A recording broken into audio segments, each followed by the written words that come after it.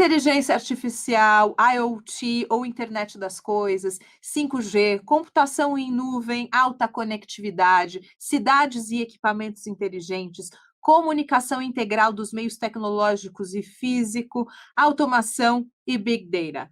Como é que você está preparado para a era da indústria 4.0? Como as empresas e a sociedade estão se adequando a essa realidade que já pareceu ser história de ficção, mas está mais perto do que se imagina? Tudo isso você fica sabendo aqui, nesse novo episódio do CREAcast que começa agora.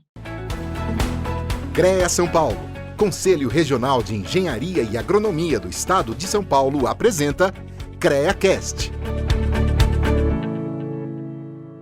Olá, seja muito bem-vindo, muito bem-vinda. Eu sou Tereza Morrone e hoje o nosso tema do CREAcast é a engenharia e a indústria 4.0.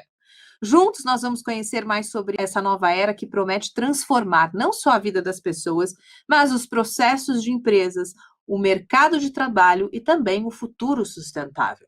E para me ajudar nessa tarefa, apresento a vocês o nosso convidado, o engenheiro e vice-presidente da América do Sul da Schneider Electric, Cristiano dos Anjos.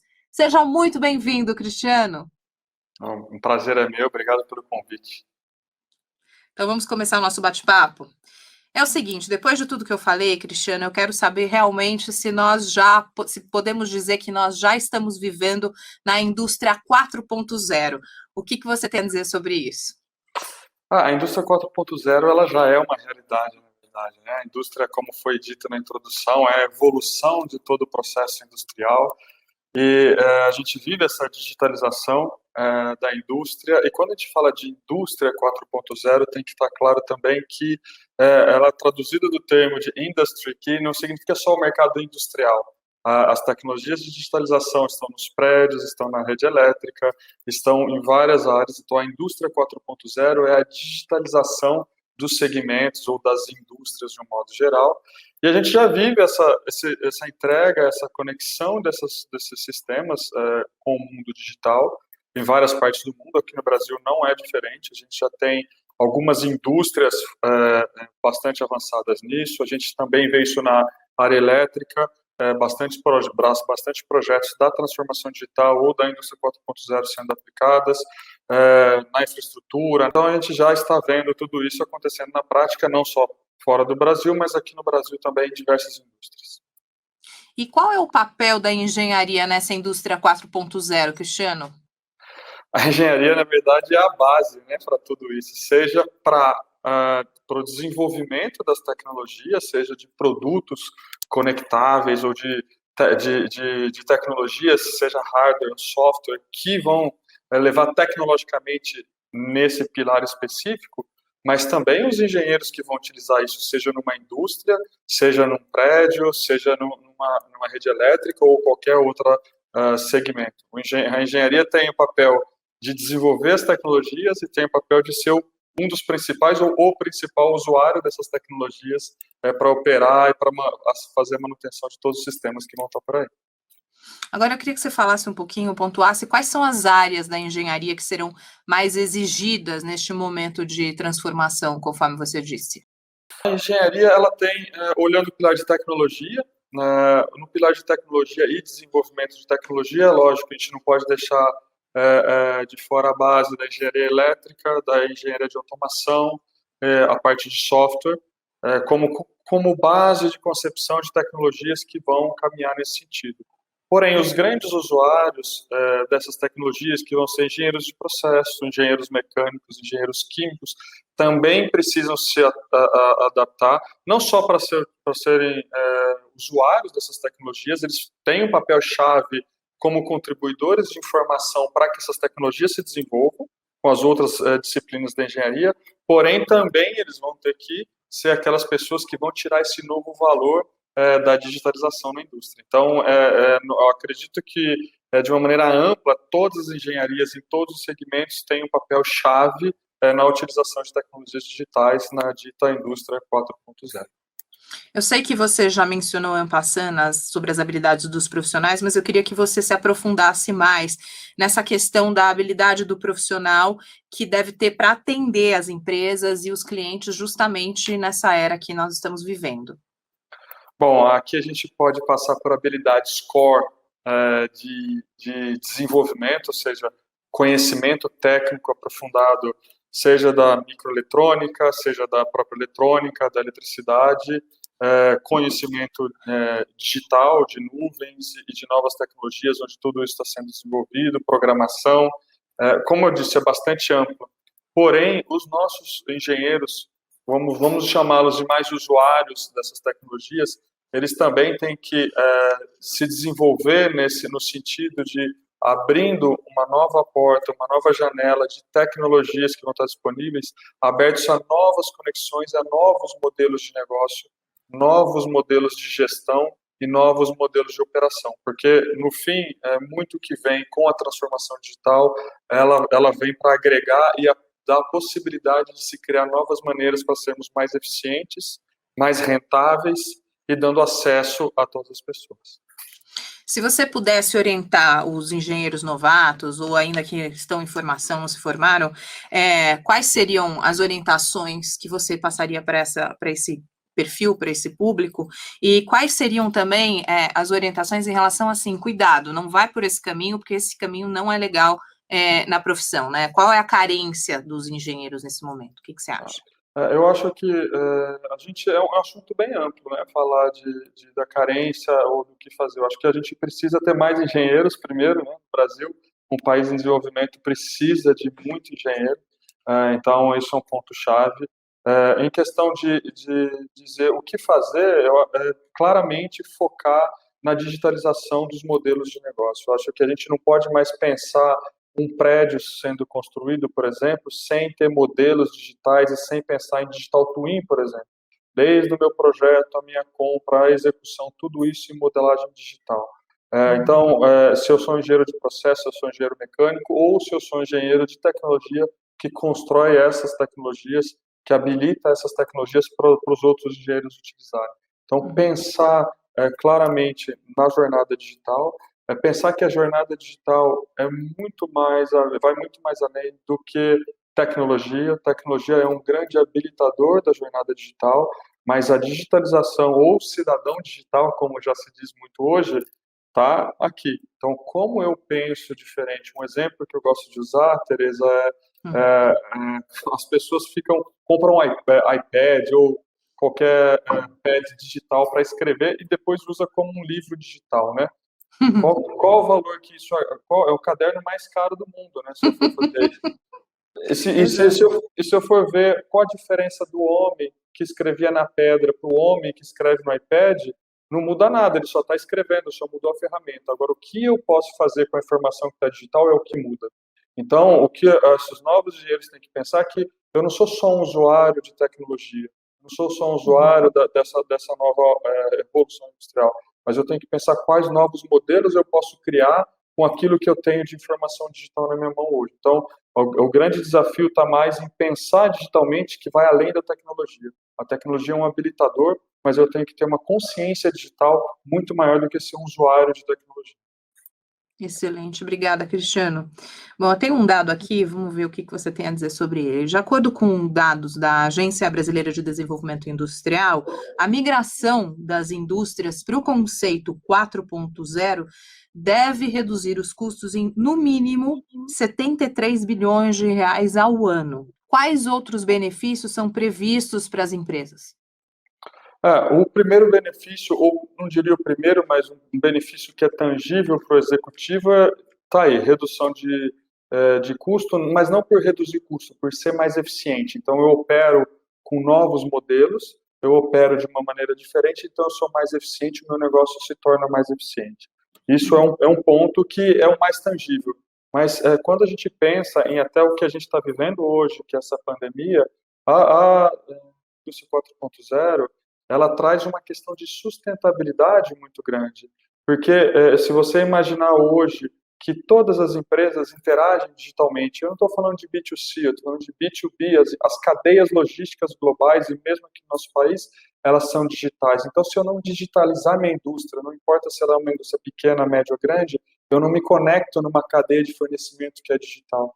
Então, é uma questão de sustentabilidade das empresas se tornarem mais digitais, e a gente vê o impacto que teve e que a gente ainda está vivenciando em empresas que não estavam preparadas para a necessidade digital. É lógico que a gente vive um extremo hoje por conta de uma pandemia, algo de força maior, mas isso só fez antecipar esse caminho que já se ia. Uma empresa como a Schneider, que tem 200 anos, que está no mundo inteiro, ela é ingerenciável se não for digitalmente. Então, toda a nossa cadeia de suprimento em todas as nossas fábricas no mundo todo, elas já são digitais. A nossa relação com fornecimento, com fornecedores é digital, a nossa relação com nossos clientes, ela é digital.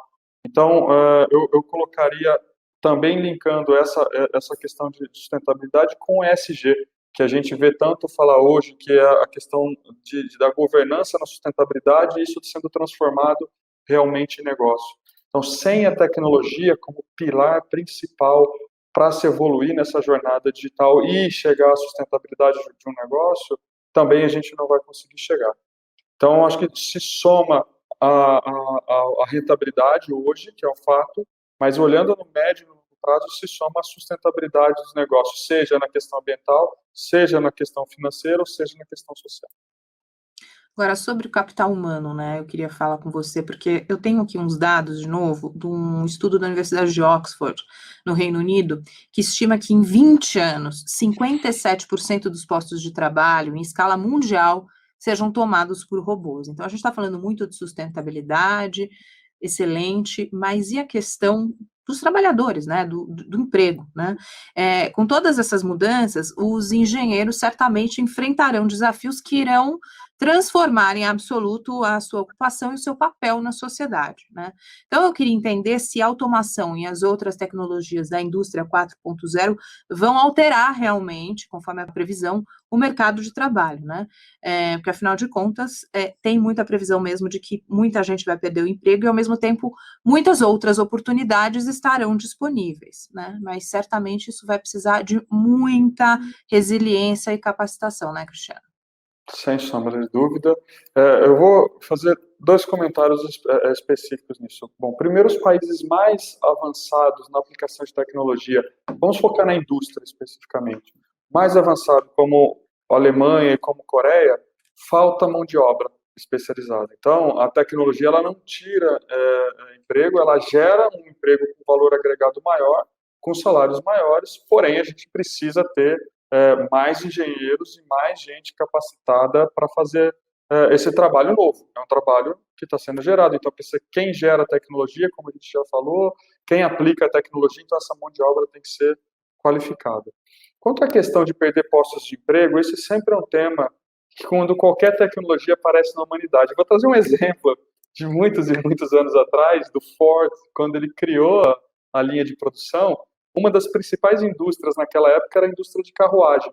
Era uma indústria local, que gerava emprego local e tinha uma mão de obra local e fazia distribuição. Então, tem estudos, se a gente buscar na internet, do impacto econômico que ia acontecer com a linha do Ford. Ele ia destruir todos os empregos da humanidade.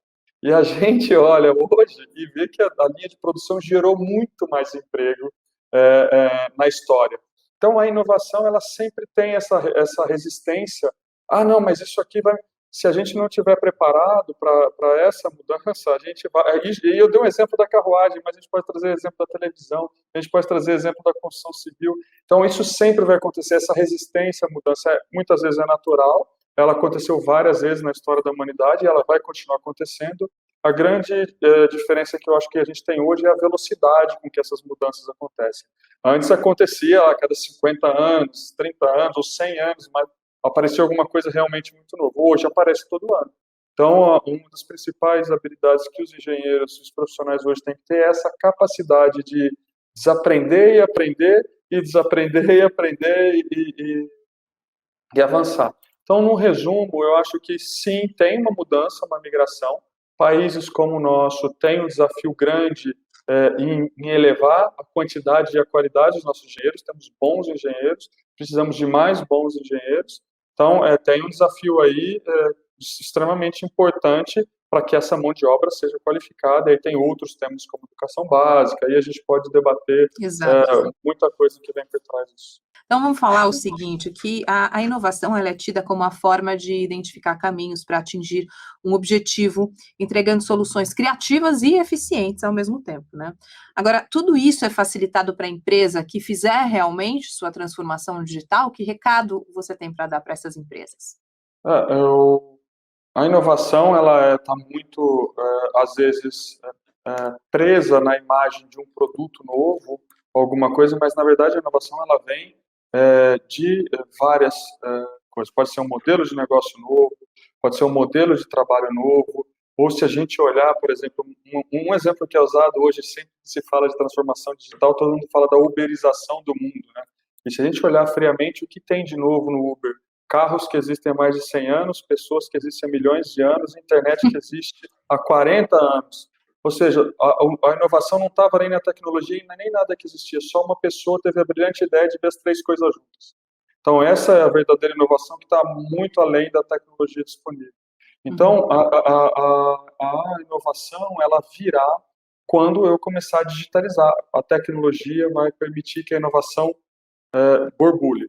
Porém, eu preciso ter espaço para que essa inovação aconteça, seja o espaço financeiro das empresas e a disponibilidade, que eu acho que hoje, para nenhuma empresa, já não é mais um tema, não vou perder tempo com isso, todo mundo já entendeu, dado a velocidade que o mercado se evolui, que precisa investir em inovação, seja em modelos de negócio, seja em produtos, ou seja no que for, e a gente tem que ter cada vez mais esse engajamento das pessoas, principalmente no que diz respeito, como a gente já comentou, em ter a cabeça aberta para novos modelos, novas possibilidades, novas conexões. O mundo digital, a digitalização é sobre conexões, é sobre novos modelos de negócio, é sobre a capacidade de ver coisas juntas. As tecnologias, os softwares, os hardwares, possibilitam que as coisas estejam juntas. Agora, quem vai criar essas coisas juntas, como a brilhantemente que criou o Uber, colocou três coisas que já existiam juntas, vai caber a cada um dos engenheiros que vão estar olhando e gerando novos modelos técnicos, comerciais e de negócio. Cristiano, e como fica a inovação por parte dos líderes, né? Como é que a gente pode estimular a inovação, o olhar inovador por esses líderes, né? Porque eu acredito que tenham muitas alterações também a serem feitas na cultura da empresa, investimentos financeiros de um certo valor, né? Na motivação de colaboradores também. Qual que é a tua visão sobre isso? A liderança, ela tem um papel-chave nisso. Por mais que se invista localmente, globalmente, uma grande corporação, ou uma grande corporação nacional, e a liderança local, seja num estado, numa cidade, não reflete isso.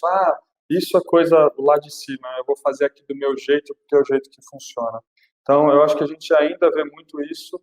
A liderança tem que se atualizar, como eu disse, se aprender a desaprender não é uma coisa para quem está fazendo, é para o líder, é para o executivo, é para o RH, é para todo mundo. Então, eu acho que essa cultura de aprendizagem e de mudança constante, ela tem que estar nas pessoas, nas equipes, nos líderes, nos executivos, como eu disse, em todas as áreas da empresa. É lógico que isso exige um investimento, né? As pessoas muitas vezes não conseguem perceber esse valor justamente porque não foi mostrado para ela de uma perspectiva nova. Então, investimentos como treinamentos, como capacitações específicas, seja em tecnologia ou seja nessa visão mais digital de um mundo mais aberto. Então, exige sim uma necessidade de inovação. Depende, de novo, cada negócio vai ter a sua estratégia, cada negócio vai ter o seu modelo e cada negócio tem o seu tempo. Então, o importante é que a gente tenha esses líderes com a cabeça aberta para essas mudanças. Só porque sempre fez assim não significa que sempre vai ser assim, e cada vez mais esse sempre ele tem um ciclo muito menor, então a gente precisa ser um sempre muito mais curto e estar preparado para isso, e abrir as nossas empresas, os nossos negócios para essas novas possibilidades. Eu posso dar o exemplo da nossa companhia, uma empresa de 200 anos, a Schneider, está no mundo inteiro, começou fazendo aço e hoje é uma empresa que lidera globalmente o mercado de eficiência energética e digitalização. Então, é uma transformação que acontece no tempo. E se eu for olhar cada uma das transformações que aconteceram, as últimas foram as mais curtas e super impactantes, mas num tempo muito menor. E isso é a realidade de todos os líderes, de todos os executivos, que tem que pensar que o seu negócio vai estar sendo disrompido todo o tempo e eu tenho que estar me preparando para essa disrupção que está acontecendo. Enquanto a gente fala, muitas coisas novas já estão sendo lançadas. Eu gostaria que você trouxesse e comentasse alguns exemplos dessa tecnologia que está no nosso cotidiano e também dando referência da área de engenharia que está ligada nessa parte. Vou tentar trazer alguma coisa com coisa do dia a dia para o grande público se conectar a ele. Uma delas é a parte elétrica, né? Quando a gente olha, por exemplo, na cidade de São Paulo, alguns anos atrás, ou em grandes cidades, mas vamos usar São Paulo especificamente, quando acabava a energia, aí a gente tinha que esperar a companhia vir, arrumar, e demorava algumas horas. Hoje a gente percebe que quando acaba a energia, ela pisca e ela volta muito rapidamente e só fica o problema exatamente onde está aquele problema. Tudo isso é a indústria 4.0. São sistemas medindo onde estão as falhas, descobrindo automaticamente onde estão as falhas, com softwares e centrais de operação conectados e já enviando automaticamente as mensagens para as equipes de campo irem fazer essas manutenções para melhor qualidade da nossa vida, para melhor disponibilidade de energia, para um hospital, para qualquer que seja. E aí você tem várias áreas, né? Engenharia elétrica é muito forte, engenharia de computação muito bem aplicada, mesmo a parte de construção, quando eu penso numa construção onde eu vou colocar todo esse tipo de tecnologia, eu também preciso pensar nela. Então, um exemplo simples desse do dia a dia, a gente já vê a tecnologia sendo aplicada muito forte. E quando a gente vai para a indústria, a gente tem aqui no país várias indústrias. Eu vou usar um exemplo de uma bastante conhecida, que é uma indústria brasileira, chamada Casa Granado, uma indústria centenária também, né, que faz lá o Febo e tudo, que eles têm uma jornada incrível na transformação digital. Eles entenderam que para ir para o mercado, atingir novos mercados, eles precisavam investir em tecnologia, e muito, e modernizaram a fábrica deles com planejamento claro na jornada da transformação digital, implementando todas as tecnologias, seja para o chão de fábrica, seja para logística, seja para financeiro, e conectando essas tecnologias. E aí a gente tem, mais uma vez, o engenheiro eletricista, o engenheiro de automação, o engenheiro de processo, o engenheiro mecânico, todos eles trabalhando em conjunto, conectando todas essas tecnologias. Então aqui eu posso avançar a tarde toda aqui com vários bons exemplos que a gente tem aqui no Brasil, que já dá aplicação. O que a gente tem que pensar agora é ganhar escala, né, para a nossa indústria voltar no nível de competitividade que a gente já teve no passado. Então, Cristiano, você falou sobre o cidadão digital, né? E com certeza você deve se considerar um, né? Certamente. Eu queria entender como é que foi a sua trajetória na engenharia até chegar no seu status atual. Bom, é uma longa trajetória, né? Hoje eu tenho 44 anos e comecei muito novo como aluno do Senai, trabalhando em uma grande multinacional, e ali eu aprendi a fábrica, conhecer a fábrica mais analógica, né, mais colocar a mão. Eu era eletricista de manutenção na época, então muito novinho, saindo do Senai, indo para lá, e comecei ali a ter o primeiro contato com tecnologias de automação.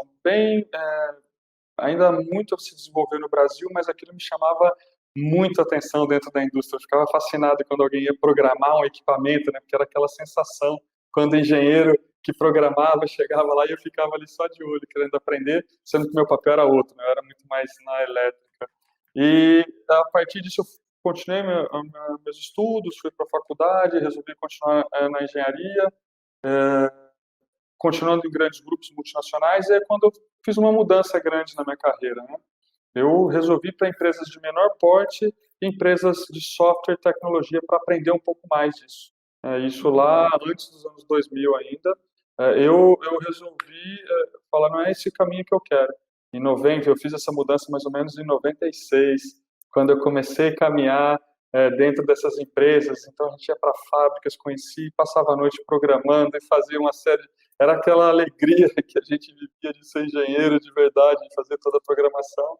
E aí foi onde eu comecei a desenvolver a minha história dentro da tecnologia, caminhando por diversas áreas. Aí eu caminhei por diversas outras empresas, me foquei mais na área de desenvolvimento de negócio, uma experiência bastante sólida aqui no Brasil, eu diria, porém uma experiência muito sólida na Europa. Eu liderei negócios na Europa e no Oriente Médio por muitos anos, aqui na América do Sul também outros negócios. E quando eu cheguei na Schneider hoje, há 11 anos eu estou nessa grande empresa, eu comecei a olhar a tecnologia como um grande pilar de valor, porque na Schneider a gente acredita que o acesso à energia e o digital é um direito básico do ser humano. Então, tudo aquilo que a gente faz dentro da empresa tem um propósito mais forte. Então, a engenharia foi me dando mais prazer ainda de desenvolver essas tecnologias que garanta acesso de energia a todos, que garanta um mundo mais digital para todos. Então, acho que você tem que gostar do que faz. Eu acho que não tem como. Ninguém trabalha apenas por dinheiro. O dinheiro é uma parte importante da nossa vida, mas ele não é o principal. Então, você ter essa motivação e gostar daquilo que você faz e testar também. Eu acho que isso foi um grande ponto na minha carreira, muito apoiado pela minha família também, que era, eu estava numa multinacional, o sonho de muita gente, falou, pô, Cristiano, como você vai abrir mão de uma multinacional para... Eu quero aprender uma coisa nova, eu não quero ficar aqui fazendo a mesma... Então, eu fui testando aqui no Brasil, na Europa, como eu disse, no Oriente Médio, e isso foi me enriquecendo em conhecimento, e lógico que é uma jornada de estudo, né? Até hoje eu continuo fazendo minhas extensões, fiz minhas pós-graduações, MBA, cursos de extensões quase todos os anos, em universidades aqui no Brasil, muitas fora, na Europa, nos Estados Unidos. Todo ano eu procuro ter uma atualização pelo menos aí de 2 ou 3 meses, ou curso intenso em uma grande escola, porque, como a gente comentou durante nossa conversa, né, a mudança é muito rápida. Se eu ficar esperando aí 1 ou 2 anos, já se passou tudo. E graças a Deus, nessa jornada, eu vim caminhando dentro da Schneider e hoje liderando aí toda a estratégia da empresa na América do Sul. Olha, eu realmente espero que você possa estimular os jovens a ter uma trajetória tão linda quanto a sua no ramo da engenharia. E realmente é inspirador ter visto teus olhos brilharem e contar da tua trajetória inteira. É lindo mesmo ver isso. Parabéns, de verdade. Obrigado. Muito obrigado, Cristiano dos Anjos, engenheiro, vice-presidente da Schneider, por aceitar o convite de participar dessa conversa, desse bate-papo, dessa iniciativa do CREAcast, onde a gente vai falar um pouquinho, onde falamos um pouquinho sobre indústria 4.0, nesse novo momento, as interfaces e as consequências, não só para a sociedade como um todo, mas também para os segmentos aí profissionais que são atendidos pelo Conselho. E é muito bacana debater esse assunto, porque um novo momento está surgindo, a Revolução Industrial 4.0, né? Somada a esse momento de pandemia, a necessidade de automatização, o momento onde, assim, os países estão debatendo novas soluções tecnológicas como o 5G, a gente tem muito que debater, esse debate tem que ser estimulado, e nada melhor do que trazermos para dentro da nossa casa, para o CREA São Paulo, esse canal, para que o profissional também se sinta orientado, para que sirva aí de um drive para todos os profissionais que hoje buscam mais informações com relação ao assunto. O que eu posso compartilhar, o que eu vejo, né, sobre a ótica nossa aqui do Conselho, sobre tudo que a gente está consumindo com relação a esse assunto, é com relação a essas novas tecnologias, como elas afetarão a profissão, o tanto que essas tecnologias absorverão de postos de trabalho. Isso é uma preocupação, mas isso tem que ser encarado, a gente não vai conseguir mudar essa realidade, né? Estima-se que quase 57% dos postos de trabalho existentes hoje serão tomados por tecnologias, por robôs, alguma coisa similar. Isso não quer dizer que novos postos não surgirão. E aí que eu acho que entra o debate, a capacidade de profissionais como nós de se adaptar a esses momentos, né? A transformação e essa evolução tecnológica, ela tende a ser mais rápida, muita tecnologia está por vir, mas dentro desses novos momentos surgirão novas situações, novas iniciativas que cabe aí a nós analisarmos e trazermos essas soluções para o debate e dar essas orientações profissionais para que eles sim se adaptem, para as instituições de ensino, elas precisam estar preparadas para esse novo momento. Todas as profissões serão afetadas, não tem uma que será mais ou menos afetada. Então, se você pegar, né, esse processo de transformação e fazer uma análise de todos os segmentos, nenhuma engenharia estará de fora desse momento, né? Nenhum ramo tecnológico, nenhuma profissão da área tecnológica estará de fora desse processo. Então, o que a gente sugere? Primeiro, adaptabilidade, né? Porque nós teremos que ter esse momento para entender como serão as tecnologias, e aí nada melhor que profissionais que estão no mercado, estão vivendo junto às companhias que trabalham, como você, Cristiano, trazer para a gente essa experiência, essa sua vivência desse processo, para que aí esses 350 mil profissionais que estão hoje junto ao CREA conheça como que é esse processo de dentro de dentro da indústria, de dentro da corporação, né? O CREA buscar trazer esse apoio por meio de iniciativas de capacitação, de exigência de profissionais capacitados à frente desses processos, que é muito importante, profissionais que estudaram como nós, né? Que tem essa capacitação, tem aí a graduação da área, para que eles capitaniem esses processos. Então, o nosso papel nesse momento realmente é, além de promover o debate, dar orientações, sugerir capacitação, sugerir iniciativas como essa, né, protagonizar esse processo de transformação. Então, espero que vocês tenham gostado mais uma vez aí desse nosso participante, né, desse nosso assunto, que o CREAcast possa se consolidar aí como uma fonte de informação para todos os profissionais, não só do Estado de São Paulo, mas ele está aberto em todos os canais digitais. E nós estamos disponíveis aí para qualquer sugestão, a ideia é melhorar sempre. Muito obrigado, viu? Até logo. E já que estamos também falando de aperfeiçoamento profissional, o que será que vem de novo no nosso quadro do CREAcast? Aqui tem profissional. A indústria está atingindo um novo patamar e a engenharia também. Desse processo de transformação surge o Engenheiro 4.0. Mas você conhece as competências desse profissional?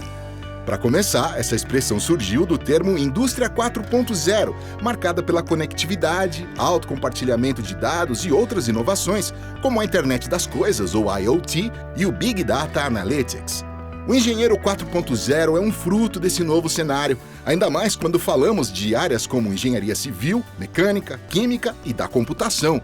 Isso porque essas tendências demandam profissionais em constante atualização para lidar com qualquer nova tecnologia, deixando de executar tarefas repetitivas para atuar de forma mais estratégica. Para o engenheiro do futuro, a atuação multidisciplinar é requisito essencial ao crescimento e destaque profissional, pois o campo da engenharia tem se tornado mais dinâmico e automatizado. E não tem como falar do futuro sem pensar no meio ambiente. Por isso, o Engenheiro 4.0 deve conseguir colocar a tecnologia a serviço de um mercado sustentável que adotará fontes de energia renováveis, sistemas avançados e o emprego da inteligência artificial em seus procedimentos.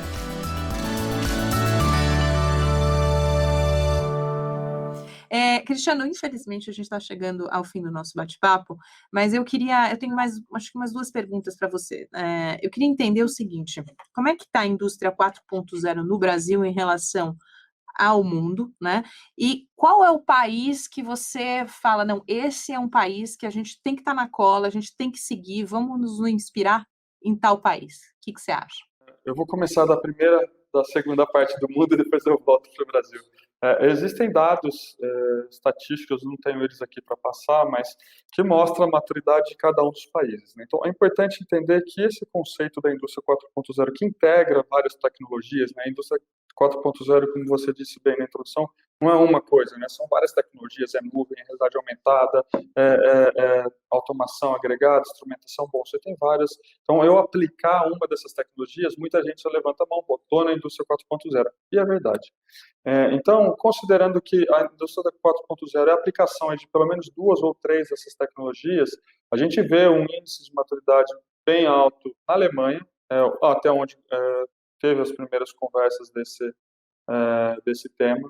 A gente vê a China como um país que declaradamente sua estratégia mostra que a digitalização da indústria faz parte do processo de evolução e enriquecimento do país. E a gente vê algumas coisas nos Estados Unidos acontecendo em algumas regiões, bem avançadas. Na Itália, fabricação de máquinas, principalmente, bastante avançada em tecnologias. Então, você vai ter um pouquinho, em cada lugar você consegue ver alguma coisa. Aqui no Brasil, a gente tem uma indústria 4.0 acontecendo, ainda muito nos grandes grupos. Os grandes grupos industriais, os grandes grupos da área elétrica já aplicam tecnologias, e depende da indústria. Uma indústria de base, de petróleo, ela já utiliza essas tecnologias há mais tempo, então ela já está um pouco mais avançada, que ela começou a jornada digital lá atrás, então hoje ela já tem a indústria de mineração. Então a indústria de base, ela tem, de um modo geral, ela já tem um passo a mais. Mas a gente vê alimentos e bebidas, outras indústrias como infraestrutura, seja no saneamento, seja na área elétrica. Tem os dados de uma pesquisa da CNI de uns 2 anos atrás, que fala sobre isso. Eu não tenho esses dados estatísticos aqui, acho que é fácil de buscar essas informações, mas o ponto é que a gente ainda está no estágio preocupante em nível de desenvolvimento das tecnologias. Ainda o empresariado brasileiro ainda se preocupa se isso é uma onda ou não. Isso não é uma onda, como eu disse, é uma questão de sustentabilidade. Então a gente precisa aplicar e precisa principalmente convencer a indústria, ou mostrar para a indústria de pequeno e médio porte que ela pode e ela deve fazer para ela continuar na competitividade de uma cadeia global. Então, tem coisas, resposta curta, porém tem muito para avançar no Brasil ainda. Cristiano, nós estamos chegando ao término do nosso podcast e eu gostaria de saber se você gostaria de compartilhar algo mais. O que eu colocaria como, para a gente finalizar aqui, é realmente a gente pensar que a utilização da tecnologia é uma questão de sustentabilidade. Eletricidade e digital é um direito básico do ser humano. Tudo isso vai acontecer quando a gente começar a trabalhar junto, com a aplicação de tecnologia, habilitando a eficiência onde a gente tem hoje, para a gente fazer mais com aquilo que a gente já tem hoje, para a gente garantir que isso chegue àqueles que não têm também. Isso é um dos caminhos. A eficiência vai nos garantir expandir, principalmente para aqueles que mais precisam. E sem a engenharia como pilar para todas essas iniciativas, nada disso vai acontecer. Então, os engenheiros têm na mão o futuro aí para levar esse país para ser mais forte e maior do que já é hoje. Que assim seja, Cristiano. Muito, muito obrigada por esse bate-papo tão gostoso. Obrigada, viu? Eu que agradeço o convite mais uma vez. E assim chegamos ao fim de mais um episódio do CREAcast. Hoje falamos sobre a indústria 4.0 e toda a transformação que ela gera na forma como lidamos e como vemos o mundo e também no dia a dia dos profissionais das engenharias. Quero agradecer a você também que está conosco em mais um episódio do CREAcast.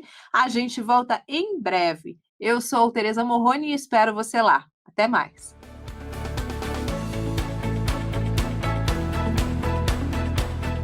Você ouviu CREAcast, o podcast dos profissionais das engenharias, agronomia e geociências. Uma realização do CREA São Paulo, Conselho Regional de Engenharia e Agronomia do Estado de São Paulo, que você ouve no site e aplicativo da CBN e também nas demais plataformas de áudio.